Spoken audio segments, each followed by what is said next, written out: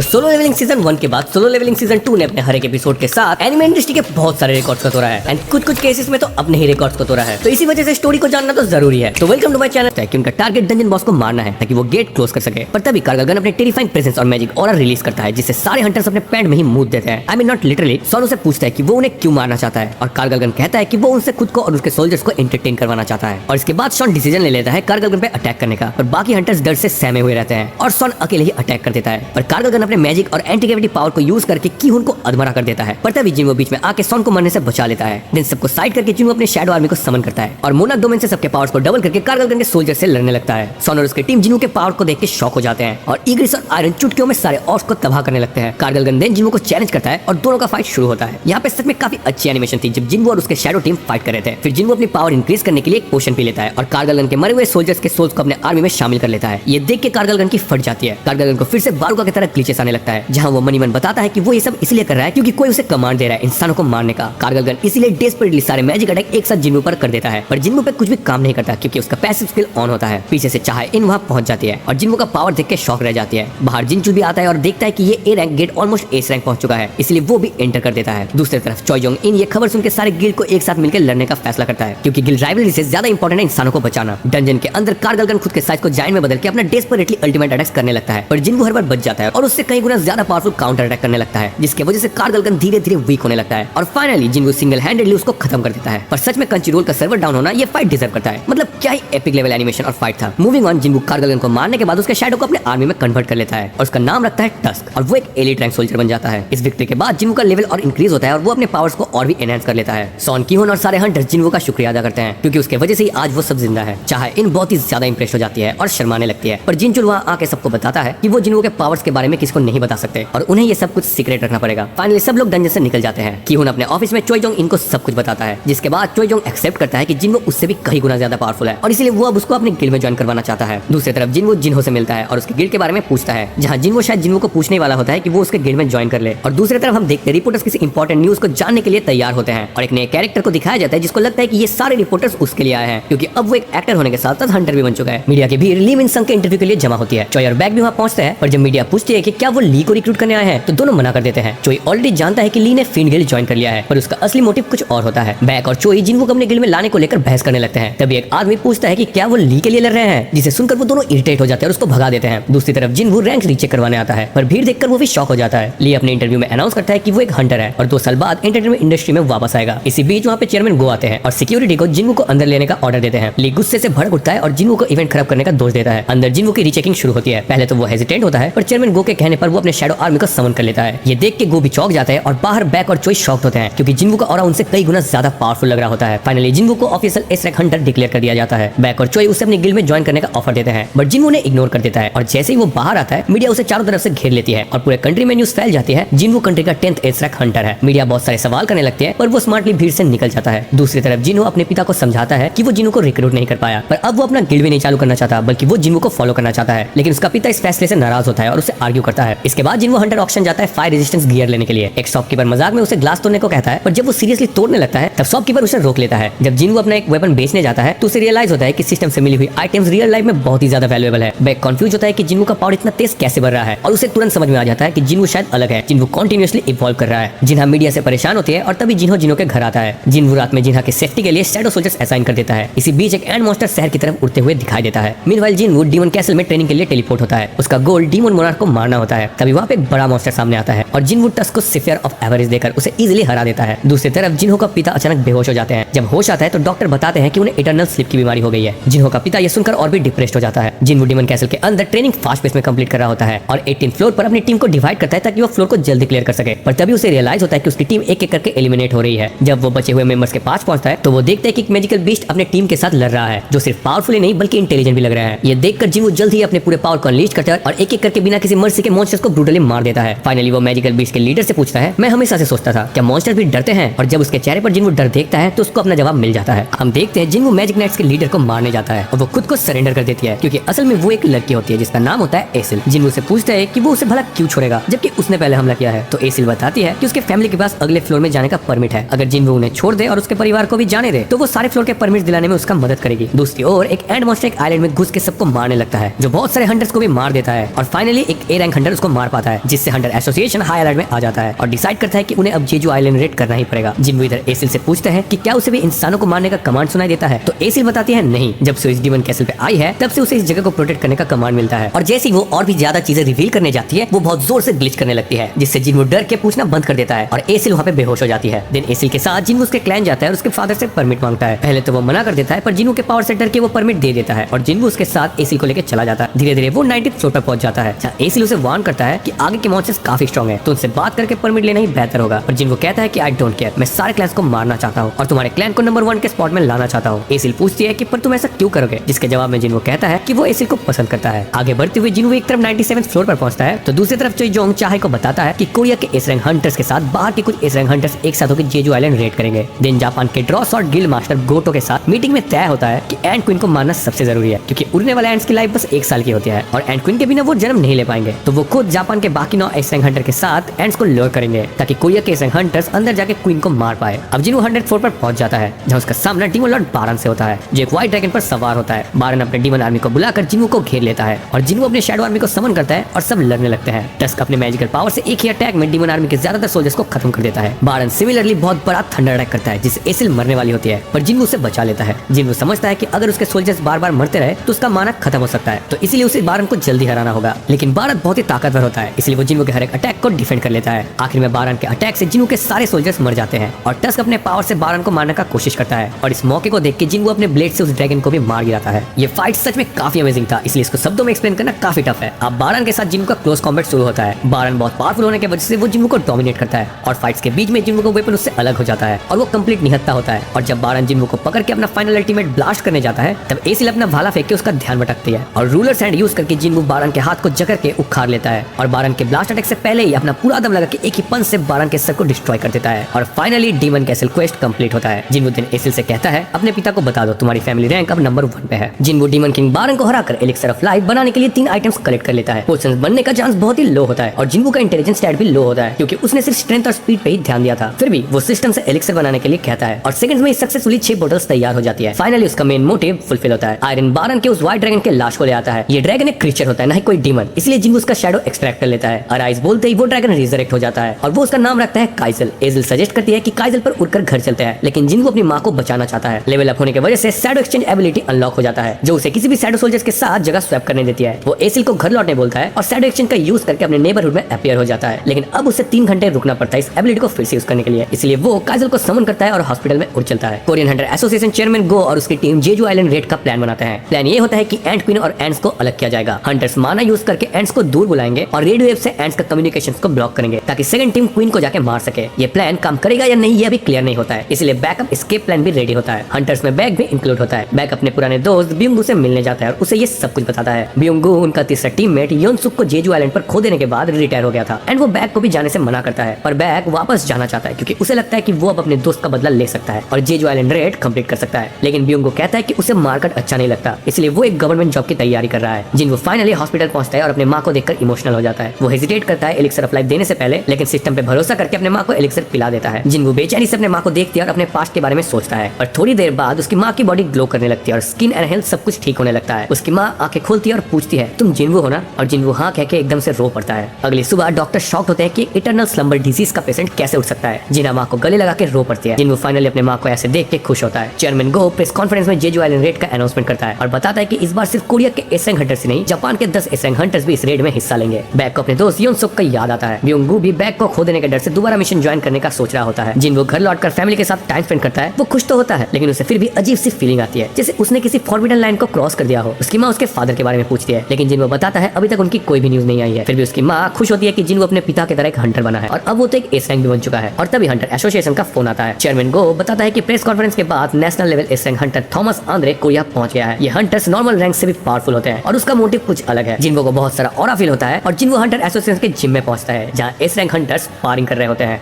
Hunter back और Hunter माँ fight कर रहे होते हैं और उनकी माना वेव्स बहुत ही पावरफुल होती है। गोतो ryuji के लीड में जापान के 10 एस रैंक हंटर्स भी वहां पहुंच जाते हैं। वो कोरियन के हंटर्स को जज करते हैं और उन्हें कम भापते हैं। कोरियन हंटर्स को वीक समझ के उसकी टीम एक फ्रेंडली मैच प्रपोज करती है। इसमें सिर्फ कॉम्बैट टाइप हंटर्स ही पार्टिसिपेट करेंगे। फाइनल टीम तय होता है और टीम जापान से होता है टुआटा, कुमामोतो, होशिनो और नाका। टीम कोरिया में होता है चाहाई इन, बाइक यूनहो, लिम ताइग्यू, माडोंग वुक और फाइनली ये मैच शुरू होने वाला होता है। जिन्वो खुश होता है क्योंकि अब उसे एस रैंक हंटर्स का क्लैश देखने नहीं मिलेगा, लेकिन उसने नोटिस किया कि गोटो इस फाइट में हिस्सा नहीं ले रहा। फाइट के लिए हंटर माँ अपने बॉडी को बड़ा बना लेता है और तानाका से लड़ने जाता है। और ठीक ऐसे ही चारों हंटर्स एक एक कर लड़ने के लिए ओपोनेंट्स चुन लेते हैं। लीम और होशिनो के बीच की लड़ाई में लीम अपने लॉन्ग रेंज अटैक से लड़ रहा होता है, वही दूसरी तरफ बैक पूरी ताकत से लड़ने तो जाता है, लेकिन कुमामोतो बस भागता है। वो दरअसल नर्वस होता है और गोतो अपने हंटर्स की ताकत रेड के पहले टेस्ट करना चाहता है। बैक इस बात को समझ के अपने बीस्ट फॉर्म में आ जाता है और उस पर हमला कर देता है। और दूसरी तरफ तानाका हंटर माँ को और होशिनो लिम को हरा देता है और एक साइड में चाहे इन आसानी से कानाई को भी हरा देती है। इसी बीच बैक तानाका और होशिनो के साथ 1v2 करने जाता है और बर्सर्क मोड में तभी कुमामोतो सडन चाहे इन पर हमला कर देता है, लेकिन जिन्वू बीच में आकर चाहे इनको बचा लेता है। जब कुमामोतो जिन्वू पर अटैक कर देता है तो जिन्वू उसे फौरन नीचे पटक देता है और ये देखकर बाकी हंटर्स भी चौंक जाते हैं। इसके बाद हानेकावा बताती है कि गोतो खुद जिन्वू से फाइट करना चाहता है। जिन्वू भी सोचता है ये अच्छा मौका है अपने ताकत को टेस्ट करने का, इसलिए वो शर्त रखता है कि गोतो को अपने पूरे ताकत से लड़ना होगा। जैसे ही फाइट शुरू होता है गोतो फुल स्पीड में हमला करता है, लेकिन जिन्वू उसे आसानी से डॉज कर लेता है। उसकी तेज स्पीड देखकर गोतो समझ जाता है कि ये सिर्फ एक मैच तो नहीं हो सकता। गोतो और भी ताकतवर अटैक्स करता है, लेकिन जिन्वू ने बड़ी आसानी से डॉज कर लेता है। ये देखकर गोतो को गुस्सा आ जाता है और वो जिन्वू को जान से मारने के इरादे से अटैक कर देता है, जिसके वजह से जिन्वू के गाल पर हल्की खरोच आ जाती है। पर नेक्स्ट मूव पे जिन्वू गोतो के हाथ को पकड़ लेता है, जिससे ये साबित हो जाता है कि अगर वो गोतो के कलाई को पकड़ लेता तो ये फाइट खत्म हो जाता, लेकिन जिन्वू इस फाइट को जारी रखना चाहता था। दोनों अपने ऑरा को रिलीज करते हैं, पूरे ताकत से भिड़ने जाते हैं, लेकिन तभी बीच में बर्फ का दीवार क्रिएट हो जाता है और बाकी हंटर्स उन्हें रोक लेते हैं। जिन्वू ने मन ही मन सोचा कि उसने हंटर्स के ताकत का अंदाजा लगा लिया है और अपने शैडो सोल्जर्स को उनके परछाइयों में छुपा देता है। गोतो देन अपने वाइस गिल्ड मास्टर रियूजी से कहता है कि जिन्वू एक कमाल का हंटर है, लेकिन रियूजी देखता है कि जिन्वू का नाम जेजू आइलैंड रेड के हंटर लिस्ट में नहीं है। उधर चाहे इनको भी एक खबर मिलता है और उसे भी हैरानी होती है कि जिन्वू रेड में हिस्सा क्यों नहीं ले रहा। इसी बीच जिन्वू घर लौटकर अपने माँ को खाना बनाते हुए देखता है। डिनर करते टाइम वो सोचता है कि उसकी माँ 4 साल बाद अस्पताल से लौटी है, इसलिए वो उनके साथ ज्यादा समय बिताने का कोशिश करता है और इसीलिए वो रेड में जाने से मना कर देता है। दूसरी तरफ जेजू आइलैंड में सिचुएशन और भी खतरनाक हो चुकी थी। वहाँ के एंड्स भूख के कारण एक दूसरे को ही खाने लगे थे एंड क्वीन तभी फैसला करती है कि अब उन्हें ये आइलैंड छोड़ना होगा। तभी पीछे हम देखते हैं एक बड़ा सा एंड एग फूटता है और उसमें से निकलता है बेरू द नेक्स्ट एंड किंग। वो अपने आप को ह्यूमनॉइड फॉर्म में ट्रांसफॉर्म कर लेता है और अपने पूरे पावर को उस आइलैंड में अनलीश करता है। न्यूज में बताया जाता है कि ये एंड समय के साथ साथ इवॉल्व हो रहे हैं। पहले ये जमीन पर रेंग रहे थे और अब वो उड़ने लगे हैं। मिशन के लिए देश भर के सभी छोटे बड़े हंटर्स को इकट्ठा किया जाता है डिफेंस फोर्स के लिए। अगली सुबह रेड मिशन शुरू होता है। आइलैंड के चारों तरफ बैटल शिप्स तैनात हो जाते हैं ताकि कोई एंड बचकर भाग न सके। हंटर्स की अटैक टीम में रिटायर्ड एस रैंक हीलर ब्योंगू भी शामिल हो जाता है, जिसे देखकर बैक बहुत ही खुश होता है और देन उन्हें बताया जाता है कि ये रेड टीवी पर लाइव ब्रॉडकास्ट होने जा रहा है। गोतो की टीम पहले से ही आइलैंड पर मौजूद होती है, जो अपने मैजिक पावर रिलीज कर देते हैं और इससे सभी एंड सोल्जर्स नेस्ट से बाहर आ जाते हैं। पीछे बैटल शिप्स भी अपना राडार यूज करके एंड सिग्नल्स को डिसरप्ट करना चालू करते हैं। अटैक टीम प्लेन से जा रहे होते हैं और सारे एंड्स उन पे भी हमला करते हैं, पर चोई अपने फायर अटैक से सब कुछ चुटकियों में मार देता है और सब लोग एंड्स के केव में घुस जाते हैं। आइलैंड में बाकी हंटर्स एंड को फुल पावर से मार रहे होते हैं और इतने में अटैक टीम भी नेस्ट में घुस जाती है। नेस्ट के अंदर कई टनल्स होते हैं, लेकिन चोई अपने फायर पावर का यूज करके सबसे डीप टनल खोज लेता है जहाँ क्वीन छुपी हो सकती है। उधर जिन्वू पार्क में एक्सरसाइज क्वेस्ट कंप्लीट करके सोचता है कि टॉप टायर हंटर्स शायद उसके बिना इस मिशन को पूरा कर लेंगे। अंदर घुसते ही अटैक टीम को दिखता है कि वहाँ पे बहुत सारे एंट एग्स रखे हुए हैं और ब्योंगू वहाँ पे नोटिस करते बहुत बड़ा एग टूट चुका है और इससे वो डर जाता है। दूसरी तरफ आइलैंड पे फर्स्ट वेव के फाइट में तानाका को चोट लग जाता है और वो हीलिंग के लिए अकारी से बोलता है और ऊपर से फिर से उनके तरफ एक एंड वेव आने लगता है और सडन पीछे एक आवाज होता है। समुर के देखने जाते हैं और देखते हैं कि अकारी का सर धड़ से अलग हो चुका है। सब शॉक हो जाते हैं कि ये कैसे हुआ और तभी वहाँ बेरू आ जाता है। ये मॉन्स्टर इतना तेज था कि किसी को ठीक से दिख भी नहीं रहा था। नोटिस करते ही तानाका उस मॉन्स्टर को पंच करने जाता है और पलक झपकते ही उसका भी गर्दन कट जाता है। एक और हंटर उस मॉन्स्टर का पीछा करता है, लेकिन उसका भी अंजाम सेम होता है। दूसरी तरफ नेस्ट के अंदर दूसरी टीम एंड क्वीन के गार्ड से लड़ रही होती है। हर गार्ड एक ऐसे हंटर के बराबर ताकतवर थे, लेकिन आखिरकार ये सिर्फ जानवर ही थे। बाकी हंटर जैसे वो कैसे इंटेलिजेंट होते। इसी वजह से सारे हंटर्स एक एक करके मिलकर गार्ड्स को हराना शुरू करते हैं और ब्योंगू कहता है कि अगर गार्ड ज्यादा भी होते तब भी कोई दिक्कत नहीं होती, क्योंकि वो अपने हीलिंग पावर से सबको सपोर्ट करेगा। जैसे जैसे हंटर्स गुफा के अंदर जा रहे थे वैसे वैसे और भी ताकतवर एंट्स मिल रहे थे। दिन बैक अपने बीस्ट एबिलिटी से देखता है और बताता है कि क्वीन गुफा के सबसे अंदर छुपा हुआ है और उसे प्रोटेक्ट करने के लिए रॉयल गार्ड्स भी खड़े हैं। इसी बीच आइजावा और केई तानाका वाले ग्रुप को ढूंढने जाते हैं, लेकिन वहाँ उन्हें सिर्फ मरे हुए एंट्स मिलते हैं। तभी उन्हें एक हंटर का चश्मा दिखता है और एक बहुत ही बुरी बदबू आती है। केई देखता है कि जंगल से कोई आ रहा है, इसलिए वो अपने आगे बर्फ का पहाड़ बना देता है और खुद को भी बर्फ में छुपा लेता है, पर वो मॉन्स्टर बर्फ के साथ साथ केई और आइजावा को भी तोड़ देता है। दूसरी तरफ बाकी हंटर्स क्वीन के चेंबर तक पहुंच जाते हैं, जहाँ उनका सामना क्वीन के गार्ड से होता है। ब्योंगू अपने पावर से सभी हंटर्स को बफ देता है, जिससे उनकी ताकत बढ़ जाती है। Choi without holding back fire ability से गार्ड्स को जला देता है। देन बैक अपने बीच फॉर्म में ट्रांसफॉर्म हो जाता है और रॉयल गार्ड्स को उधेड़ने लगता है। बाहर लोग ये फाइट टीवी में एक्साइटमेंट से देख रहे होते हैं। गुफा के अंदर हंटर्स एक परफेक्ट टीम की तरह लड़ रहे थे और धीरे धीरे गार्ड्स को खत्म कर रहे थे। आखिरकार सबके मरने के बाद सिर्फ एंड क्वीन ही बची थी। इनिशिएटिव लेके हंटर माँ उसे डिस्ट्रैक्ट करता है और बैक अपने क्लॉथ से अटैक करना चालू करता है, लेकिन क्वीन पर कोई भी असर नहीं होता। तभी वो सबके ऊपर जहर की उल्टी कर देती है, पर हीलर ब्योंगू सबके तुरंत हील कर देता है। ब्योंगू साबित कर देता है कि जब तक वो जिंदा है तब तक कोई भी टीम मेंबर्स नहीं मर सकता। देन चोई जोंग के एक डेंजरस फायर अटैक के बाद चाहे इन ब्योंगू से बफ लेके क्वीन के सामने आकर उसके सारे पैर को काट देती है और फिर ऊपर जाकर अपने गोल्डन स्वॉर्ड से उसके गर्दन उड़ा देती है। इस तरह फाइनली हंटर्स एंड क्वीन को मार डालते हैं। टीवी पर सब लोग इस विक्ट्री को सेलिब्रेट करने लगते हैं, लेकिन बैक सोच रहा होता है कि फाइट के दौरान क्वीन ने जो वार क्राई दिया था वो किसके लिए था। तभी रेजी नोटिस करता है कि सारे एंड्स नेस्ट की तरफ जा रहे हैं और इंटरफेरेंस वेव का उन पर कोई भी असर नहीं हो रहा। चोई को महसूस होता है कि जो फायर गेट उसने लगाया था वो टूट चुका है। ये सुन के सब लोग शॉक हो जाते हैं, क्योंकि फायर गेट तोड़ने की पावर सिर्फ एक एस रैंक लेवल मॉन्स्टर के पास ही हो सकता है। तभी गुफा के अंधेरे से बेरू आने लगता है। ये वही मॉन्स्टर होता है जिसने अभी तक बाहर रहे हुए हंटर्स को मारा था। बेरू आते ही अपने माना को रिलीज करता है, जिसकी वजह से चाहे इन उल्टी करने के कगार पर आ जाती है और घुटने के बल गिर जाती है। हंटर माँ उस पर अटैक कर नहीं जाता है, पर उसे महसूस होता है कि वो मर गया है। फिर बेरू एंड क्वीन के बॉडी को खा के गुस्से में चाहे के पीछे आता है और एक फ्लिक में उसे अधमरा कर देता है। हंटर माँ अटैक करने जाता है, लेकिन एक पल में ही बेरू शील्ड के साथ उसके दोनों हाथ को खार लेता है। देन एक एक करके बेरू बैक, चोई और लिम को अधमरा कर देता है। बट बेरू पीछे मुड़ के देखता है कि हंटर माँ रिकवर हो जाता है और बेरू फिर से उसे पटक पटक के अधमरा कर देता है। ब्यूंगू कैमोफ्लेज की वजह से सेफ तो होता है, लेकिन कैमोफ्लेज के बावजूद बेरू उसे ट्रेस करके उसे मार देता है और उसके सर को तुरंत ही खा जाता है और इसके वजह से उसे ह्यूमन नॉलेज भी मिल जाता है। बैक अपने दोस्त के डेथ को देख के अपना होश खो देता है और बेरू पे अटैक कर देता है, पर बेरू उसे पावरलेस करके बोलता है कि तुम्हें मार के कोई भी फायदा नहीं है, तुम्हारा किंग कहाँ है। ये बोलते हुए बेरू को महसूस होता है कि नेस्ट के बाहर कोई और पावरफुल इंसान है और वो उसे ढूंढने के लिए बाहर चला जाता है। बाहर गोतो और उसकी टीम अपने हंटर्स का हाल जान रहे थे, लेकिन जब वो के डेड बॉडी के पास आ जाते हैं, अचानक बेरू उन पर अटैक कर देता है। गोतो बच तो जाता है, लेकिन एक और हंटर मर जाता है। बेरू उससे पूछता है कि क्या ही तुम किंग हो।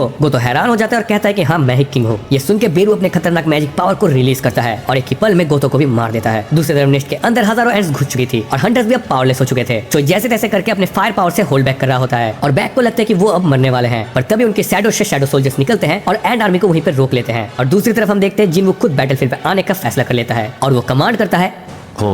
शैडो सोल्जर्स हंटर्स को प्रोटेक्ट करते हुए एंड से लड़ने लगते हैं और इग्रिश, टैंक, टस्क और आयरन भी उन्हें मदद करने के लिए जुट जाते हैं। बैक हैरान होता है कि ये कौन है। तभी जिन वो एक शैडो सोल्जर से एक्सचेंज करके बैटलफील्ड पर पहुंच जाता है। जूही और दूसरे लोग देखते हैं कि जेजू आइलैंड का लाइव टेलीकास्ट बंद हो गया है। हर जगह अफरा तफरी मच चुकी थी, क्योंकि किसी को कुछ नहीं पता था कि जेजू आइलैंड पे हो क्या रहा है। जिन के कहने पे आयरन देन अपना माना रिलीज करता है, जिससे एंड्स उसकी तरफ फोकस हो जाते हैं। इग्रिश और दूसरे शैडोस एंड्स को मारना चालू करते हैं। टस्क अपने मैजिक से हंटर्स को प्रोटेक्ट करता है। हंटर शॉक्ड होते हैं कि जिन यहाँ आया तो आया कैसे और ये सोल्जर्स कौन है। जिन सारे हंटर्स को हीलिंग पोशन देता है, जिससे वो अपनी इंजरी को हील कर लेते हैं, पर चाहे पर पोशन का असर नहीं होता। उसे जल्दी से सेफ जगह ले जाना पड़ता है। चेयरमैन गो टेंशन में होते हैं, क्योंकि ब्लैक एंड्स के आते ही लाइव टेलीकास्ट बंद हो गया था। अगर वो बूढ़े ना होते तो वो भी मदद के लिए वहाँ पे शायद चले जाते। रेजी अपने चेयरमैन को इन्फॉर्म करता है कि गो तो शायद मर चुका है, क्योंकि उसका सिग्नल कट हो गया है। एक तरफ जिन्हों के शैडोस वीक पड़ रहे होते हैं और ऊपर से लाखों हैंड्स भी वहाँ आने लगते हैं। जिन वो सोचते हैं कि मरे हुए एंड्स को शैडो आर्मी में बदल दे, पर इससे सब लोग उसके पावर को जान जाएंगे। वो सबको ये चीज बाहर रिवील करने से मना करता है और जैसे वो अराइज बोलने जाता है, वहाँ एंड किंग आ जाता है। बैक तुरंत समझ जाता है कि इसका मतलब गो तो मर चुका है। जिन उसके पास जाता है और एंड किंग पूछता है, क्या तुम इंसानों का राजा हो? और जिन वो कहता है कि अब कीड़े भी बोल सकते हैं। तभी अचानक कैमरा चलने लगता है और ब्रॉडकास्ट शुरू होता है। सब लोग आइलैंड पे जिन्हो को देख के शॉक हो जाते हैं और चेयरमैन को खुशी के मारे कुर्सी को ही तोड़ देते हैं, क्योंकि उन्हें भरोसा है कि जिन्हो सबको बचा लेगा। एंड किंग जिन्हो को वीक समझता है और गुस्से में अटैक करता है, पर जिन्हो पे कोई भी असर नहीं होता। फिर जिन्हो एक जबरदस्त पंच मार के उसे पीछे झुकने पे मजबूर कर देता है। हंटर स्टन रह जाता है कि एक मेज इतना स्ट्रॉन्ग कैसे है। जिन्हो और एंड किंग एक दूसरे में मुक्के बरसाने लगते हैं, पर जिन्हो पूरा डोमिनेट कर रहा होता है। एंड किंग तभी एक पॉइजनस अटैक करता है, जिससे जिन्हो के गाल पर इन्फेक्शन हो जाता है। एंड किंग जिन्हो पे फाइनल अटैक करने जाता है, पर पॉइजन का कोई भी इफेक्ट न होने की वजह से जिन्हो के पंच से वो दूर जाके गिरता है। जैपनीज चेयरमैन को पता चलता है कि 10 में से 7 हंटर्स मर चुके हैं। वो गुस्से में बाकी 3 हंटर्स को बुला के और भी हंटर्स के साथ दोबारा रेड एग्जीक्यूट करने जाता है। होशिनो डर के कहता है कि एंड किंग को हराना नामुमकिन है। एंड किंग सोचता है कि ये इंसान इतना ज्यादा स्ट्रॉन्ग कैसे हो सकता है। चाहे की तबीयत और भी खराब हो रही होती है। जिन्हो फाइट जल्दी खत्म करना चाहता है, पर एंड किंग अचानक उड़ने लगता है और खुद को म्यूटेट करके अपनी स्पीड और क्लॉस एनहांस कर लेता है। देन जिन्हो बारन का डैगर्स निकालता है और एक दूसरे से भिड़ जाते हैं। उनका फाइट इतना फास्ट होता है कि बैक को छोड़ के कोई भी ठीक से नोटिस नहीं कर पा रहा था क्या हो रहा है। एंड किंग देखता है कि इस इंसान का स्पीड उससे भी ज्यादा तेज हो गया है और अचानक वो जिन्हो के आंखें खरोदने जाता है, पर जिन्हो उसका हाथ को ही काट देता है। एंड किंग पहले हीलिंग एबिलिटी यूज करता है, फिर वो आइस पावर यूज करके जिन्हो को रोकता है और वहां से भागने की कोशिश करता है, क्योंकि अब उसको पता चल चुका था कि वो इस फाइट में नहीं जीत सकता। पर जिन्हो उस आइस को तोड़ के एंड किंग को कैच अप कर लेता है और हजारों स्लैशेस से उसे गिरा देता है, जिससे उसका सिर्फ बॉडी ही बचता है। बाकी एंड्स जिन्हो पे हमला करने जाते हैं, पर जिन्हो के शैडोस एनहांस होकर सबको काटने लगते हैं और टस्क के अटैक से तो केव में भी छेद हो जाता है। एंड किंग खुद को हील करके बार बार भागने की कोशिश करता है और आखिर में तो वो कीड़े की तरह रेंगने लगता है, पर जिन्हो फाइनल अटैक से उसका काम तमाम कर देता है और बाकी एंड्स वहां से भागने लगते हैं। जिन्हो दौड़ के चाहे के पास जाता है और एलिक्सर ऑफ लाइफ उसे पिला देता है, पर इसका कोई भी असर नहीं होता। वो बहुत ही ज्यादा टेंशन में पड़ जाता है कि अब क्या करे। तभी उसके दिमाग में एक नया आइडिया आता है। जिन्हो कैमरामैन को कैमरा बंद करने का ऑर्डर देता है। टस्क तब तक ब्यूंगो की बॉडी वहां ले आता है। सभी हंटर्स क्यूरियस होते हैं कि जिन्हो क्या करने वाला है। तभी जिन्हो अराइज कहता है और ब्यूंगो की शैडो एक्सट्रैक्ट हो जाती है। सब हंटर शॉक्ड होते हैं, क्योंकि ये कोई नॉर्मल समनिंग मैजिक नहीं लग रहा। ब्यूंगो इस रैंक हीलर होने की वजह से चाहे को इंस्टेंट हील कर देता है। हंटर मां कहता है कि ब्यूंगो उसके जर्नी में बहुत काम आएगा, लेकिन बैक जिन्हो से रिक्वेस्ट करता है कि ब्यूंगो को शैडो सोल्जर ना बनाए, क्योंकि वो हमेशा लड़ना अवॉइड करता था। जिन्हो बैक की बात समझ जाता है और कहता है कि उसका पहले से यही प्लान था, वो किसी प्योर सोल को इस्तेमाल नहीं करना चाहता। फिर ब्यूंगो की शैडो को वो कैंसिल कर देता है। जाने से पहले ब्यूंगो मुस्कुराता है और बैक रो पड़ता है। दूसरी तरफ जापान के चेयरमैन बचे हुए हंटर्स को आइलैंड भेजने का प्लान बनाता है, पर होशिनो मना कर देता है। रेजी बताता है कि एंड किंग को एक हंटर ने मार दिया है और वो चेयरमैन को बोलता है अगर उनके 3 एस रैंक भी मारे जाए तो जापान का बैलेंस बिगड़ जाएगा। ये सुन के चेयरमैन उनको रिट्रीट करने को बोलता है और गुस्से में अपने फोन को तोड़ देता है। आइलैंड पे बचे हुए एंड्स इधर उधर भागने लगते हैं और डिफेंसिव फोर्सेस उन्हें मारने लगती है। सिटी की तरफ आने वाले एंड्स को भी वहाँ तैनात हंटर्स मार रहे होते हैं। एक रेस्क्यू एयरक्राफ्ट आइलैंड में बचे हुए हंटर्स को लेने आते हैं। चोई बताता है कि जिन्हो अभी केव के अंदर एंड्स के अंडे और बचे हुए एंड्स को मार रहा है, इसलिए उन सबको अभी तुरंत निकलना होगा। केव के अंदर जिन्हो शैडो मोनार्क की शॉट से एंड्स का सफाया कर रहा होता है और उसका मदद बाकी शैडो सोल्जर्स भी करते हैं। देन वो डेड एंड किंग के पास जाता है जहाँ पे उसे एंट किंग के अंदर अब भी ऑरा फील होता है। जिन्हू एराइज कहता है और सडन साइलेंस के बाद बेरू का शैडो एक्सट्रैक्ट हो जाता है। जिन्हू जब और एंट्स को एक्सट्रैक्ट करने जाता है तो बेरू कहता है, मेरे मालिक मुझे एक नाम दीजिए। जिन्हू शॉक हो जाता है क्योंकि ये पहली बार था जब कोई शैडो सोल्जर उससे बात कर रहा था। जिन्हू देखते हैं बेरू एक जनरल रैंक शैडो है, इसलिए शायद उसे इतनी इंडिपेंडेंट थॉट मिलती है। जिन्हू उसका नाम बेरू रखता है और पूछता है, तुम मेरे लिए लॉयल क्यों रखे जब मैंने ही तुम्हें मारा था। बेरू कहता है, मेरी मौत नहीं हुई थी बल्कि मैं तो रिबॉर्न हुआ हूँ। दूसरी तरफ सिटी में हंटर्स जान की बाजी लगा के एंट से लड़ रहे होते हैं। आइलैंड पे जिन्हू पूछता है कि कितने एंट्स बचे हैं। बेरू बताता है कि 4000। जिन्हू कहता है कि क्या तुम उनको मार सकते हो। बेरू हंसकर कहता है, क्यों नहीं मालिक। सिटी साइड में एक एंट मिस्टर किम को मारने वाला होता है, पर तभी बेरू फ्लैश पिट से आके सारे एंट्स को खत्म कर देता है। रेस्क्यू एयरक्राफ्ट पे भी एंट्स अटैक करते हैं। एक हंटर अपने पावर से एक शील्ड बना के रखता है, लेकिन एंट्स के हमले पे जब शील्ड टूटने वाली होती है तो काइजल के सहारे वहाँ पे आके एक ही अटैक में सारे एंट्स को खत्म कर देता है। फाइनली सारे एंट्स मर जाते हैं और हंटर सेफली मिशन से लौटने लगते हैं। चाहे को इमीडिएटली हॉस्पिटल में एडमिट करा दिया जाता है। हंटर्स खुशी मनाते हैं क्योंकि फोर्ट जेजू आइलैंड रेड उन्होंने जीत लिया है। 2 दिन बाद हम देखते हैं एंट्स उड़ते हुए चाइना के बॉर्डर पर आ जाते हैं। वहाँ पे एक हंटर अपना इमेंस पावर को रिलीज करता है और एक ही बार में सारे एंट्स को मार डालता है। और वो इरिटेटेड टोन में कहता है, एंट किंग से लड़ने की जगह मुझे इन मच्छरों को मारना पड़ रहा है। सिटी में मेमोरियल बनाया जाता है उन हंटर्स के लिए जो जेजू आइलैंड रेड में शहीद हुए थे। लोगों के बीच में डिबेट चालू हो जाती है। कुछ जिन्हू को हीरो मानता है तो कुछ कहते हैं कि उसके लेट आने की वजह से बहुत हंटर्स मारे गए। बैग जिन्हू को सपोर्ट करते हैं और चेयरमैन गो भी उससे मिलता है। गो कहता है, लोगों की बातों को छोड़ो, तुम ही वो रीजन हो जिस वजह से हम जीत पाए हैं, पर अब तुम्हारा क्या इरादा है। जिन्हू मुस्कुराता है और कहता है, मैं अपना खुद का गिल्ड बनाऊंगा। जेजू आइलैंड पे नाइट गिल्ड के हंटर और जोंग से इंपॉर्टेंट आइटम्स कलेक्ट करने आते हैं, पर केव के अंदर से एक मिस्टीरियस इंसान बाहर आता है जो केवमैन की तरह दिख रहा था, और दूसरा इंसान जो था वो चुटकी बजाता है जिससे सारे हंटर्स बेहोश हो जाते हैं। ये दोनों आपस में बात करने लगते हैं जिनसे पता चलता है कि ये दोनों एक्चुअली मोनार्क है और वो जिन्हू के बारे में बात कर रहे होते हैं। वो लोग एक डंजन खोल के वहां से चले जाते हैं और संगिलवान ऊपर से ये सब कुछ देख रहा होता है। हाईवे पे जिन्हू ट्रैफिक में फंसा होता है। तभी चेयरमैन को जिन्हू को कॉल करके बताता है कि एक बीरंग डंजन हाईवे के बीच में खुल गया है। जिन्हू खुशी से मिशन एक्सेप्ट करता है और जैसे ही वो डंजन में घुसता है वो रेड गिर में बदल जाता है। जिन्हू ये समझ जाता है और तुरंत सारे शैडोज को समन करता है और हम देखते हैं जिन्हू का शैडो आर्मी कितना बड़ा और कितना पावरफुल हो चुका है। इस आर्मी को बेरू लीड करता है और सारे मॉन्स्टर को तेजी स्पीड में खत्म कर देते हैं। दूसरी तरफ चाहे सोचते हैं कि उसे और भी पावरफुल बनना होगा ताकि वो जिन्हू के साथ खड़ी रह सके। इधर डंजन के अंदर सारे शैडो सोल्जर्स घुटने में बैठे रहते हैं और जिन्हू को जाने का रास्ता दिखाते हैं और जिन्हू अपना ऑरा रिलीज करते हुए कहता है, तो अगला शिकार कौन है।